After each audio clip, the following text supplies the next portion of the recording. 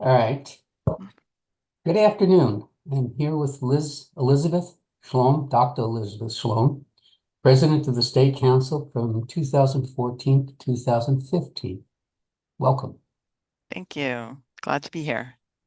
When you joined the State Council, were you a staff member or were you management? I was, I guess I was sort of middle management. I was a clinical pharmacy specialist, I believe, at St. Luke's Roosevelt. Okay. So, the old St. Luke's Roosevelt. So I wasn't staff, but I wasn't really management. So I don't know. I was in between. Who did you meet that made you want to advance in the organization? Well, I will say that prior to coming to New York City and St. Luke's Roosevelt, I was involved in chapter level and to some degree state, mostly chapter level in other states that I'd worked in California, Pennsylvania. I was always very active. But when I came to St. Luke's Roosevelt, our pharmacy director and Harvey Maldo was very active. And he basically promoted, activity in the New York State Council for all of the staff. And at the time, Vicki Powell was there, Mike Blumenfeld. Trying to remember if there's anybody else that has been active in the council, but they were also active with the New York State Council at the time. I don't recall if they were in any positions of power, but they were definitely active. And I think early on, I actually um, started, and this was in the late, let's see, what year was that? I think I was at St. Luke's Roosevelt from 89 to 92. And so I was on committees. I was actually on a annual assembly. It was either education or annual assembly committee. I think it was the annual assembly committee, which was very different back then. And I know there's some questions about that, but I was, I've started getting a little bit active in that. And then I moved to, I changed jobs and went to Bridgeport Hospital in Connecticut. And then I was active in there uh, to some degree, the Connecticut Society of Health Systems Pharmacists. But I think I was still attending chapter meetings for the New York State Council in Westchester because I was living in Westchester. I remember going to some of the meetings at Westchester Medical Center. So yeah, it goes back a long, long time. How many years ago is that? Like 40 years or something. I know how I feel sometimes. Uh, so you mentioned three people that were past presidents. How many other previous past presidents did you know, and what were they like? I mean, lots. Bernie Mel, because Harvey was very good friends with Bernie. So, he did a good job Harvey did at introducing us. Like when we came to events or meetings, he would introduce us around to other people. Um, so there were some others. I have to think back of who the presidents were. I mean, Marcia Jacinto, Marcia Jacinto. I did know her to some degree. As Mar, yeah, and then um, wait, yeah, and I actually forget who else. I'd have to Okay. see a list of all the past presidents, and I don't have that in front of me. But there were definitely a lot. Like I remember going to House of Delegates meetings and hearing some of the people from Brooklyn who were very active. Seymour Katz, I remember him talking at some of the House of Delegate meetings, and some other people, but offhand, I can't remember the. Okay. Sorry. Okay. It's all right. No, no. Bruce. Um, Bruce from Long Island too. I know Bruce. I remember Bruce from back in those days too. what changes did you see as a member, board member, and president of the organization? What challenges, I should say, not changes. Better put my What glasses on. challenges? Um, I If mean, any. actually, because Harvey, promoted membership, he paid for our membership to the New York State Council. That came out of the, hospital education fund or something. When I came back to New York City, it was through Greater New York. And also, I would say too that, Bill was also a huge promoter of the New York State Council's activity. So he always encouraged his staff to be involved. So, I'm at fault for not mentioning Bill, because of course Bill was very big and at making sure that we were involved, and also always approving any kind of activity that we wanted, any leadership or committee activity, whether it took time away from work or whatever. He was always for it. Of course, our membership was largely New York State hospital, so that's part of the reason, but also I think he really enjoyed having us involved. So Greater New York also paid for our membership in professional organizations. So that was never a challenge because it was always covered. I think some of the challenges that I saw earlier in the years that I was involved was that there were some chapters that had a lot of trouble getting leadership, getting people to commit to leadership roles. So there were some chapters that the same people would hold the positions again and again and again. And that kind of prevented things from progressing and improving, because they kind of felt like, oh, this is just the way it is, and things are just not going to get better. We're not going to get more people involved. I remember hearing that again and again. It's like, just try, like ask people if they're interested in getting involved. So there was a big challenge was getting people involved, especially in the chapters. Um, for the board members, of course, those are big responsibilities. So unless the hospitals were um, helping, or like Harvey was with St. Luke's Roosevelt and Bill, I was lucky in that they were very much for our involvement. But for other hospitals where they saw that as maybe taking time away from their work, that was a challenge for other people to get involved. So I would say staff level involvement was a big challenge through a large part of the time I was involved. But I see that now, staff and many more people are getting involved, which I think is wonderful. Okay, well, that kind of answers the next question. As seeing the council grow through the years, if we've met those challenges, it sounds like we have. I mean, definitely there were some leaders that helped to improve that. Um, I remember when the New York City Society started having more educational activities. I think that was actually around the time I was president. I don't know if I should name names, but I do recall one particular chapter president in New York City who began increasing the number of educational programs and networking events. And then that just continued on because people saw that how valuable that was. So that helped. And today I just see a lot more young people involved. It's not like the senior leaders of the organizations; it's the younger staff. Of course, to me, everybody looks young and is young, but it does seem like more younger people are taking these leadership roles, which definitely helps as well. Okay, good. Membership always seemed to be an issue. Do you remember what members wanted during your presidency? I think they wanted a voice. One of the things that I tried to promote with my presidential speech and um, through my year, and I know some of the other presidents did too, was to get the members more involved, like more surveys to the members about what they want, and advocacy, get them more involved in advocacy, because that became a bigger role too over the time that, I mean, I saw it as a bigger role over the time that I was involved. I think earlier on in my membership in New York State Council, there wasn't as much advocacy being done.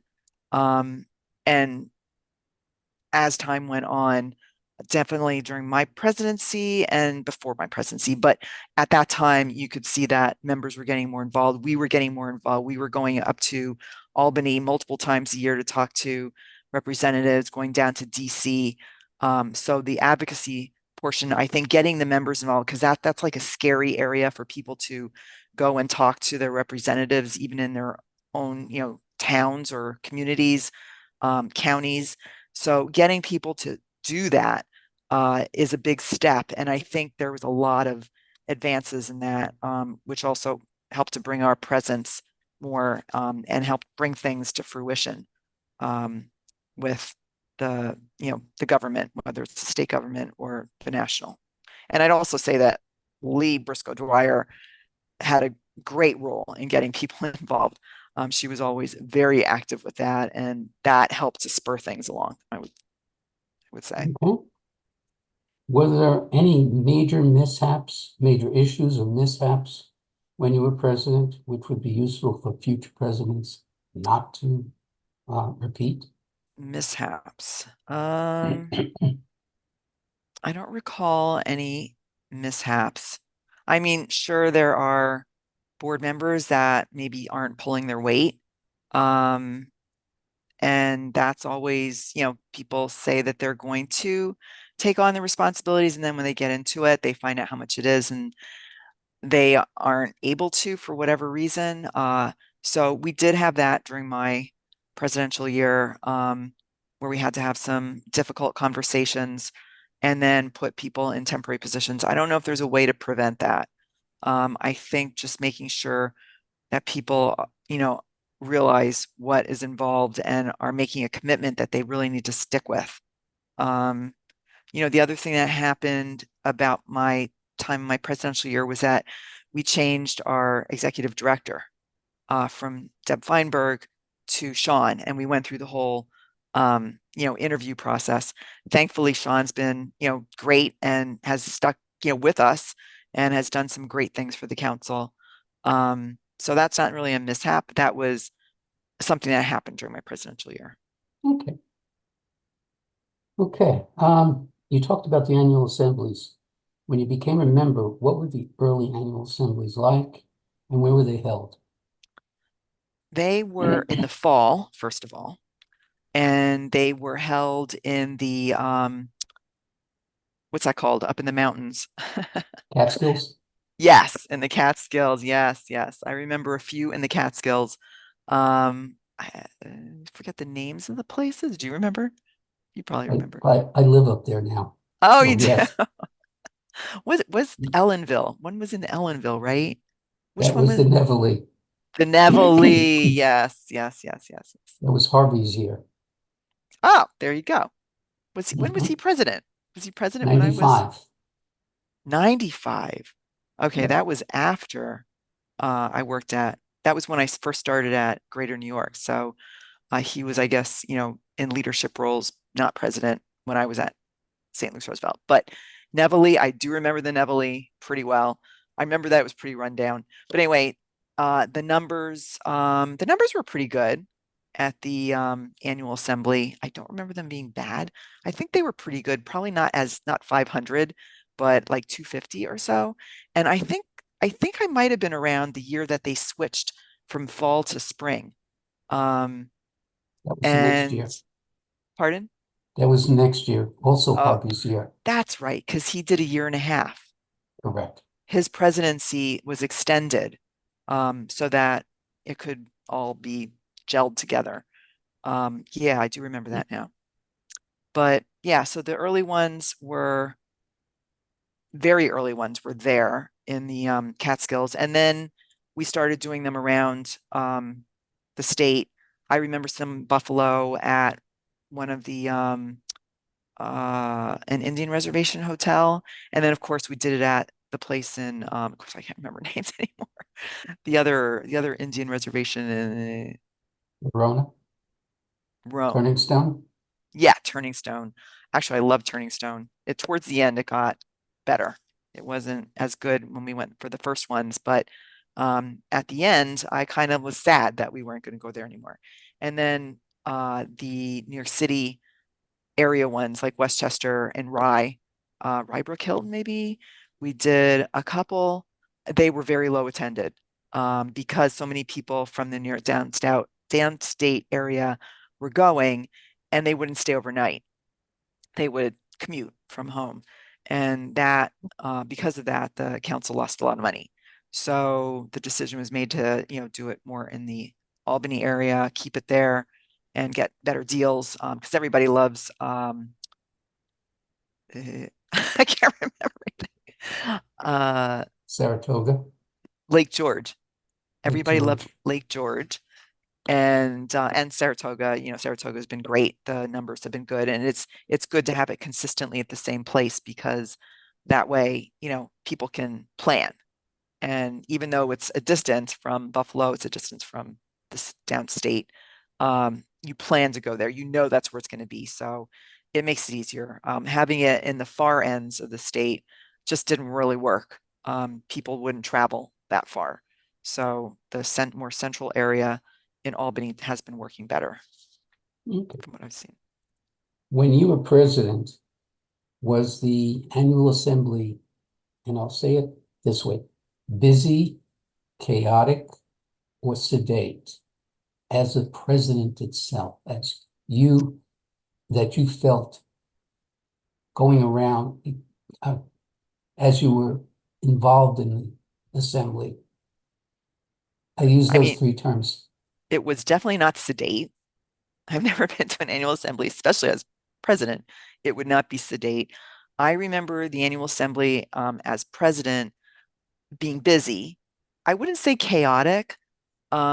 I thought it was wonderful. Like having your family there with you was such a, you know, blessing in a lot of ways. Like they could see you in action, they could see what it's all about.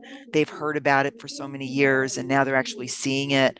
And having them there to celebrate with you when you're president and after you're president, the toasts that are done in that's the one room afterwards. Um, that was really special.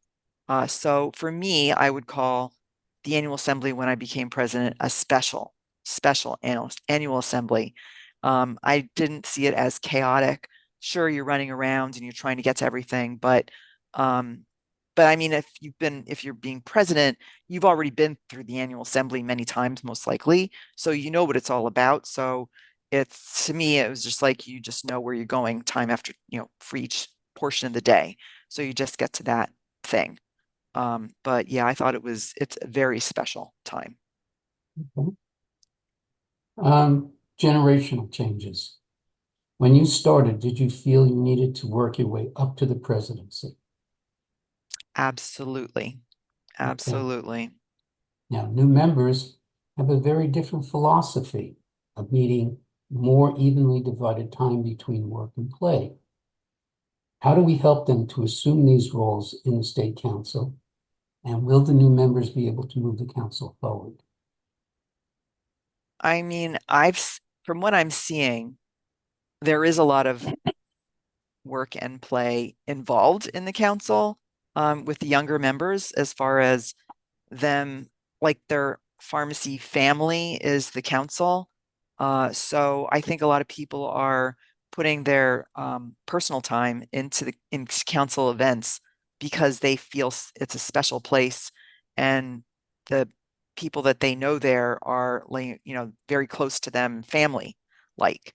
So, I mean, of course, people still have children, husbands, boyfriends, girlfriends, whatever, um, which they bring along to events. Everybody knows each other's children, and you get to know people as well. So it is hard when you're a new parent, like with children, to be active. But because a lot of it's done now over Zoom, not in person necessarily, a lot of meetings are um, done virtually, I think it makes it a lot easier. So that wouldn't be as much of an issue. But I do know that there are some people that turn down some positions because they feel that there still are some, in-person meetings that would make it difficult for them and their family. So that is something to consider. It depends on if how people prioritize their involvement in the council. Mostly people with younger children wait until their children are a little older, or if they feel very comfortable with their husband or their spouse, whether it's the husband or the wife, or if they have extended family that can help. Um, you know, I do see though that there are a lot of people with young children that are still involved, and lots of young children in that family. Like I'm thinking Okay, of one couple right now on the board who has four young children, you know, and they do lots with their kids, and yet they're still very active with the council. So where there's a will, there's a way. okay. One question I meant to ask earlier, which I'm going to go back and do that now. How often and where did the board of directors meet? And was it very organized? Was it professional? Was there camaraderie? Definitely camaraderie. We used to meet, I'd say up until the time I was president, maybe slightly after. We used to meet up in Albany. We met in person more than we did over the phone because back then we really didn't have Zoom. Actually, that was only 2014, 2015. So maybe we did have Zoom, but we didn't really use it that much. It was felt that it was important to do it face to face. And actually, the meetings often, maybe three or four times a year, they were like a half day. You would come up the day before, have dinner together, and maybe do a little bit of business. And then the next day, you would do business until maybe 3 or 4 o'clock, and then people would leave to go home. So it was an overnight event, and it involved dinner. So that gave it a better opportunity for some camaraderie to develop. Um, so I kind of liked that. I think when it's just done by Zoom, people don't really get to know each other. And I think that's like an important part of it because, you're working really hard together with these people. And it's just, I think it's important to get to know each other well. And that way you can, when difficult issues come up, you can address them, in a more civilized manner than maybe get into arguments or anything. Not that I saw people get in arguments, but I know that there have been tensions with some issues that have come up in the past. And I think when you're not meeting and developing that camaraderie, then it makes it more difficult to come to, um, you know, a compromised solution when you have, black and white type issues. So Okay. it used to be a lot of camaraderie. I don't know if it's like that anymore. All right. Any final parting nuggets that you would give to future members who want to become president? Um, just that it is like, a lot of work. So you do have to really consider that it is a commitment. You're going to be involved for probably more than 3 years, in a busy commitment. So um, you have to realize that you're making that commitment and be willing to put in the work. Because if you don't, then you're going to mess things up for the rest of the people on the board who, want to do what they need to do and not have to worry about what you were supposed to do. But I think it's a job, the presidential job and other board member positions are all doable by anyone in the council. So, I think everybody should give it a thought. And, you know, it's a great way to develop leadership skills and bring your own ideas to the board and try to move them forward for the organization because everybody has their ideas about what they think should be done. So instead of just talking about it, you know, with your friends, bring it to your meetings and start at the chapter level and then move up to the council. It's doable. Starting at the chapter level certainly is the best way to go, but don't let it stop there. We've had lots of great leaders at the chapter level, and we really want to get them into the state level as well. They have a lot to offer. So I would encourage people to, look to do that. And when you do, take the commitment seriously and, all the best. Okay. With that, I will end this session.